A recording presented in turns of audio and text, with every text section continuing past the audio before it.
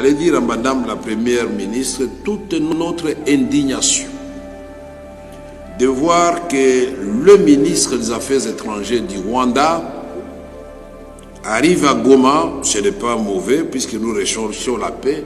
Nous sommes pour la paix, mais que vous puissiez lui donner autant d'honneur. Et le gouverneur militaire et l'inspecteur provincial de la police, je considère pour moi que c'est très grave et que nous ne savons pas ce que nous faisons pour terminer. Donc il faut lui dire la prochaine fois quand ce ministre viendra sur le territoire congolais, nous n'avons même pas besoin d'avoir des honneurs quand nous allons au Rwanda, et ils ne le font jamais, et ils se font respecter. Mais comment nous pouvons vraiment, dans la ville martyre de Goma, nous recevons le ministre des Affaires étrangères du Rwanda, et c'est notre gouverneur militaire qui est au garde à vous avec l'inspecteur provincial de la police. Non, ça nous disons non. Transmettez cela à Madame la Première ministre, que tous les députés sont indignés par ça. Nous soutenons le processus de Luanda. Nous voulons que ce processus aboutisse très vite. Et avant longtemps, nous aurons besoin de Madame la ministre d'État des Affaires étrangères pour mettre au parfum aussi les élus du peuple. On vous voit dans toutes les... Pourquoi cette réunion n'a pas eu lieu, par exemple, à Mbujimayi ou à Matadi ou à Kenge? À Kenge, le deuxième vice-président allait les accueillir là-bas et leur donner quelques secrets de nos ancêtres là-bas. Ou à Lissala, voilà, par exemple. À Kabinda Lomami ou à Lubao. Merci beaucoup. Déclaration au Tobengi à Batoaga de l'homme, parce que c'est un abisso, tout le monde a peine de mort.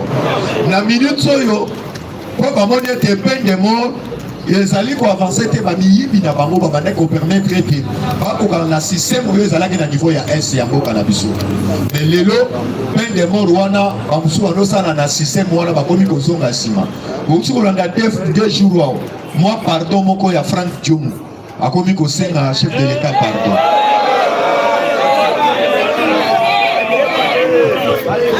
Il ne persévère pas. Les combattants, mon avocat. Les nations caotés, mon avocat. Mon avocat. Mon avocat. Mon avocat. Mon avocat. Comme il mettait la maboko pour Dakar, comme il mettait la maboko. Il y a des délégations à droit de l'homme quand on va saluer le message dans la République démocratique du Congo. Tout le monde la peine de mort, tout le monde la autovégi Wazalendo. Patrick Mouya Kendaki de gauche à droite. AFPC Bango clairement. Vous le dites bien sûr, pour être tout le monde là, pas de l'homme là, tout le monde là, peine de mort. Mais Bisson a bino à la sincère. Avant Bisson tout le monde la peine de mort. Tolingi Makamunyo son a RDC et soit Maki. Ce qui m'est côté Bisson peut être Longolani. Le col la qui m'est alité Bisson peine de mort et Gossalani. Yaya Kaka Mundela a 3 pieds sur les bandes. Il est parti à 3 pieds sur les bandes. Parce qu'on sait que Tozali n'importe où il va coloniser toujours l'Afrique. Même au moment où l'élection est à niveau États-Unis d'Amérique, au moment où les Américains sont pas un bureau de vote. La place va voter au Donald Trump. Bileté, ils ont la place, il y a Kamara riche. Quand vous avez un combattant, et là qui c'est que Bangonde Bakolo qui mouyibi. Est-ce que nous sommes africains? Donc tu es ingéré dans ma caméra Bangoana. Mais ce moment ils sont qui na RDC. Et que le bête oh biso to salini to tricher. Mais là, la zone d'Israël un pays oyo va manière qu'on provoquer parce que l'homme dans la vie sortie médiatique au Tobengi à Trump.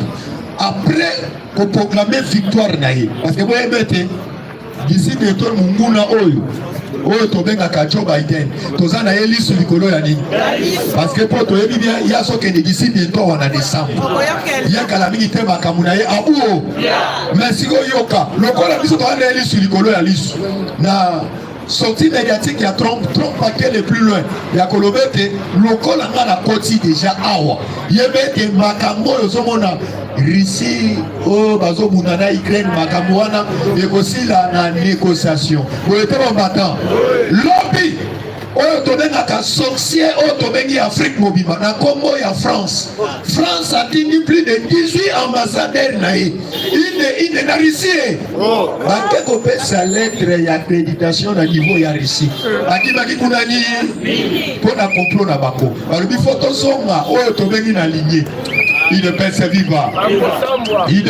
viva ezali pamba te ezalaki mutu abande kocréer trouble oyo tobengi na monde entier ezalaki na bo oyo tobengi na kombo ya nani ya Joe Biden à cause ozotala mutu ocréer trouble wana ozozona mbongo ya financement oyo tobengi même ya baaméricain po ete bozala lokola wana yo ozoprofite nango na nini lei tozoloba wa combattant même na ambassadeur na niveau ya ambassadeur ya Kenya alunga na réussissa ko benga na ye lobi akezo tika pe atini ambassadeur na ye ko batende ba crédité ye batini sous ambassadeur ya Soudan nyonso na balakisa kete bango na Kenya na simani azalaki mwana bitinga ya banani azalaki mwana bitinga ya banani tala lolenge bato basalaki bloc na bango po ete bakeye na bango trouble na monde oyo bino bozo na bino eloko te il ne peut se vivre komatapesaka bivelonga il ne peut se vivre nani alandaki message ya président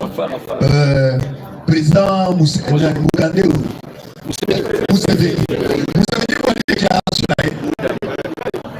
rencontre d'abord Museveni na chef de l'État Museveni a dit clair alobi par rapport à l'intérêt de biso il fallait tobengi pétrole na biso wezaka na lac Albert il fallait que exploitant biso miba parce que nyonso wana mutu abande koyiba pétrole ezalaki tobengi ba franc bien biso tobande ko profiter na rien kaka pétrole bazoyiba mais bazoya kotekela biso nini bayotekela biso cher mais sikoyo na relation biso tosali na Uganda nazoyebisa yo pétrole wana tokokambula oyo tobengi système ya 55 mais yoka déclaration epesi Paul Kagame pani guerre tozoloba o nazoyebisa yo guerre oyo na niveau ya est déjà eza susu te etikali kaka bato moke oyo bazali komanipule bango nazoloba ndenge wana pourquoi combattant na uti kolanda déclaration ya Museveni asengi na tous les militaires na ye oyo bazalaki oyo tobengi même na bulangana na sol congolaise bakamata bisaka na bango basala nini basongo be basonga te mais tokotuna yo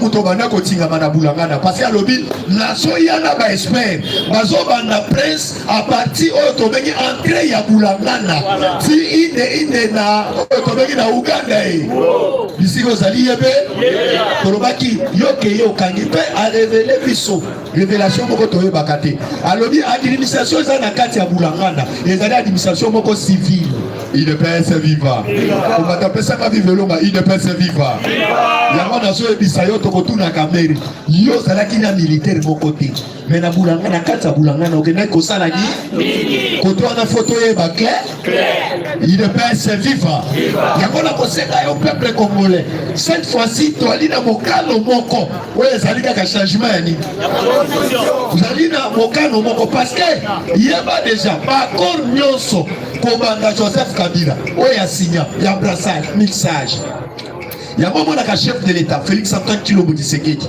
aboyaka négociation pourquoi soki otangi article 217 soki au cas où biso tokenda barwanene baomuna wana baza na raison par rapport nyonso batiela biso par rapport ya constitution ya mboka na biso soki to changer constitution te bakor nyonso Kabila signa yeba déjà bakor wana eza déjà eza likolo ya constitution ya mboka na biso selon oyo tobengi bato basala constitution soki omoni congolais de père et de mère oyo azotelemela changement ya constitution ezali mutu moko botikela eta te boyete kombatan parce que nasepelaki na bandeko na biso na niveau ya makala bana moko balangwi na bango tongo babandi kotambola we changement nasepelaki na mapinga ya mboka barécupéraki bango yango molanda presse epenga azolela na niveau ya baetandoike parce que na moment oyo tolingi ete congolais lokola na constitution biso vie actuelle nde tozali komene eza na kati ya constitution te tala lobi baye kopesanga rapport na parti ya ndako Moukaye Kezalaki, major et APCR, autre vient échanger. Albi présenté, Babimisi déjà mbongo, poète, Bazi Paliboulou, il y a des bonhommes. Bapesi na ministère ya transport. Mais tala, si comme misale sale maté. Soko ke na set ya so de mouton. O to bengi ya des bonhommes. O kuta mama na libulu moko e ko sakana ya o sakana te. Il ne peut se vivre.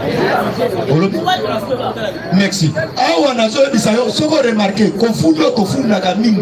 O to bengi ba auto bengi banani te ba chauffeur te auto bengi ba bato batamola na babiso ya policier ba pesi ko mutu ba benga ngo kabasele ba benga mutu kana kabasele mnamoko na misu na ngai samedi mutu ka Pepsi moko ko ya wana na moni policier azo yiba Pepsi po etato isana mutu ka population ko to pa azo yiba tango policier moni mutu kana ye tondi bakimisa mo zela petro abandi kolanda ba civil na sepelaki na ba civil na courage na bango bate bazui ba jiero bakanda ka pembeni ya maya nji bazui bango babi papa otuna pe bango pe bayibi biloko ebe kala degré ya l'homme congolais il ne peut se vivre mais na minute so remarquer na ba point nyonso batieli bango ba peine bango musala bango ba mane ko créer ba embouteillage so amoni mwana moto ba welela mbongo mais bazo na musala o bango ba yina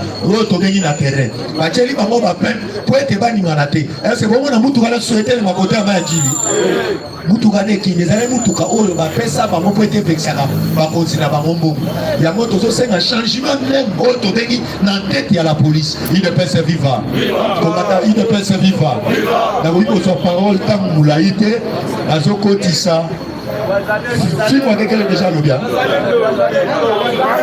wazali do auto senga nani mais faut tout la par motion Boulou que la modérateur Ngamboté. Laissez le modérateur faire son travail. C'est ça la modération. C'est lui qui est le président du culte. Ce qui m'a imposé, beaucoup ça va se faire. Il y a tout pour dans la carte. Vous avez l'état, vous avez l'état. Merci.